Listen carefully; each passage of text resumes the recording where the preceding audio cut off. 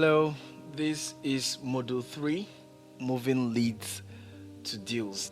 Now, having gathered your pipeline, identified channels that would bring you new people into your control space, prospective buyers, the next thing is to move them gradually through your pipeline from one stage to the other.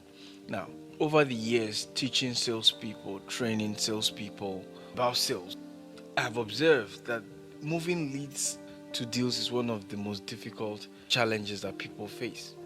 How do I get that person that has told me he's interested in buying this property? Oh, yeah, I'm interested. Or you have a conversation. Would you like to get a property in Ekpe Axis? Or we've got estates in Owerri, or we've got estates in Abuja. Is this something that you think you'd want to look at? But oh, yes.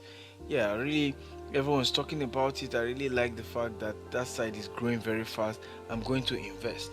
And then the person stays there for 1 year. No movement because of several reasons, and in this module we are going to look at all of them. So we start with part 1. Part 1 says deal progress management and acceleration management. We're going to look how to accelerate the deal and manage the progress. Now, first quote I'll leave with you would be, every sales executive gets results, money or excuses. You see, most times people think, oh, he's not making results, Actually, he's making results. Every sales executive gets to make results. And the results can either be money, which is PO, LPO, invoice as it were, or excuses. Oh, we are still reviewing our budget, we are still doing this. Oh, this one is not yet to sign and all of that. So again, it's up to you as a salesperson if you want to settle for excuses or you want to go for the money. So the first thing I'm going to say to you today is that deal acceleration is the sole prerogative of the salesman. It's not your supervisors, it's not any other person, not your spouse, not your colleague. Deal acceleration is your sole prerogative. You are the one who is meant to get the prospect's trust. You are the one who is meant to get the prospect to trust the product. You are the one who is going to get the prospect to trust your company. So at the end of the day, it's your sole prerogative. And then you are the one who's going to raise their action and pain thresholds so that they can make a decision faster. If they are not making a decision faster, there's something that you are definitely not doing. So every salesman must know that deal acceleration is a prerogative, is their own prerogative. And if you are not doing it, then something must be wrong. Now here, moving leads to deals. Every customer we come across always find themselves in either quadrant A, D, or C. What do I mean? They are either logically certain that real estate is good and they would buy, but emotionally uncertain. One or two things have still not appealed to them yet. Or you find them in quadrant C, where they are emotionally certain they like you, they like your company, but they are not logically certain. But there are just some things that you have not said, just some keywords that you've not hit in their mind, in their subconscious, that they will still not let them open the door to a sale for you. That is what we're looking at today. That's one of the key ways to move leads to deals. Now, so the question is, how do you then move these guys from quadrant A, D, and C to quadrant B, and then measure their temperature while they are in quadrant D?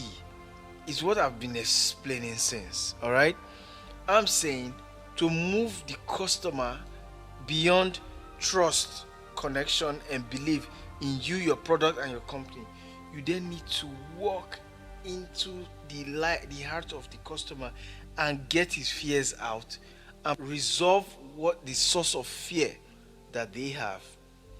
So to move leads to deals, you must move the customer from logical and uncertainty and emotional uncertainty to logical and emotional uncertainty. That's what this is all about. Now, there are a whole lot of things you must know about your customer, and I've put some of them here for you. You must ask these questions in the most subtle ways so that you can get answers for them.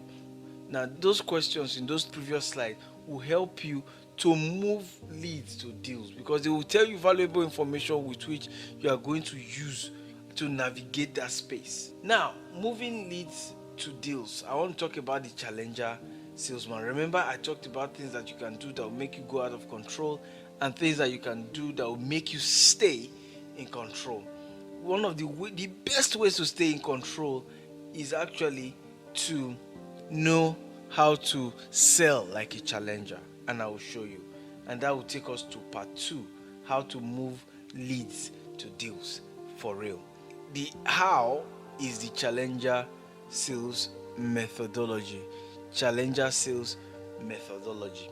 And I will take you through gradually. Now, in every sales call, every time you do a sales call, guys, there are 3 things you must put in mind: that you are going there to get a sale, or get data, or get relationship. You can get the 3 of them, but in the case that a sale is not made, you should ensure you get a relationship, so that eventually when the person is ready, it is you they will call based on your relationship with them. Let me describe something to you. We are less inclined to lie to our doctors, right? Like, we don't lie to our doctors. When they tell you stuff, they ask you stuff, they expect that you tell them the truth, because it is the truth they will use to diagnose whatever is wrong with you when you go to the hospital. And that is exactly the kind of way a salesperson should be. A salesperson should be that person who, when they come into the situation, they know that someone was here. That's why I will introduce you to consultative selling approach. This is the approach that medical doctors use. Let me describe for you. Typically, you walk into an hospital, you probably tender your HMO card and say, okay, I am not feeling so well. They will ask you to do your vitals. Very critical that you do your vitals, no matter what it is. After doing your vitals, they will now ask you to see a doctor. Now, that doctor you are seeing, when you get to the doctor's office, the consultant office, he's going to greet you first of all and look into his system. He's looking into the system because he wants to see your vitals and your history. Now, when that happens, before they now start engaging you, they'll now greet you and ask you your name and ask you what is wrong with you. That is so, looking at the computer to ascertain if your vital signs are well done, or if they read the right thing, that is him preparing. And typically, you make sure that you are there, so that you see that he's preparing, and your subconscious will start telling you that, this guy must be a serious guy. He's preparing. And then the next thing is to connect. What do? Once they look at your record, the next thing they connect. They say, I'm trying to talk about medical doctors now. A medical doctor start asking you, is this in your family history? Does your husband have it? Are you the only one who has it? What is the problem with this? What is that? Have you done this before? Have you done this before? All of those, you may say they are not relevant to the sickness between you were brought into the hospital, but the consultant would know all of these things to help him properly give you a diagnosis. Apart from that, and then including medication as the case may be. So they connect with you, they understand what your problem is. Although you've written down that you're not feeling well, they'll still ask you to explain again. And then they start asking you probing questions to be sure exactly where the pain or discomfort is coming from. And then finally, once they have understood it, they will then give recommendations and give you commitment that, come by Tuesday you are going to see someone else, as the case may be. That is the same methodology for the challenger salesman. The challenger salesman would ask questions. They will create a connection with the customer. They will understand the customer. They will address the customer needs. They close the sale and then establish a relationship on top of that, as the case may be. That's what the consultative selling approach talks about. Now, the challenger salesman, it teaches for differentiation. What does that mean? You know that, people just have the impression, prospects have the impression that, all the real estate companies are selling the same thing. Is it not land? You are selling it. Trying to use a local language, vernacular, to explain the way some of these responses can come in. Now, but the challenger salesman teaches for differentiation. The challenger salesman teaches his clients. They insist on no. This is how it is from an expert's point of view. Not just being a yes man or a yes woman as the case may be. So the challenger salesman will teach for differentiation and will tailor for resonance. Something that has been explained, he will now explain it in a way that it will be tailored to a particular thing that is happening. And then by doing so, you take control of the sale. Now, selling as a challenger. There are 4 types of meeting that you must go if you want to practice the challenger sales methodology. Now, the first one is discover meeting. This meeting, you are going there to discover a whole lot of things. You are going to do research. You are going to make new friends, just to discover that you want to do business with this particular person. So all of that. Now, this details out the kind of meeting plan you should have, what the objective should be, as the case may be. The next one is prove meeting. This meeting is meant for you to show to them that, okay, we've done this before and we are good. The next one is the propose meeting. After showing them that you are good, the next one with them, you send in your proposal. So say, okay, this is my proposal. All right? Or it could be physically, it could be phone call, it could be WhatsApp, as the case may be. And then finally, you go for the negotiate meeting. Now, the negotiate meeting is where you agree on final pricing of what you are selling, as the case may be. So 4 types of meeting: discover, prove, propose, and negotiate. These are the 4 kinds of meetings that we have. Now, talking about moving leads to deal.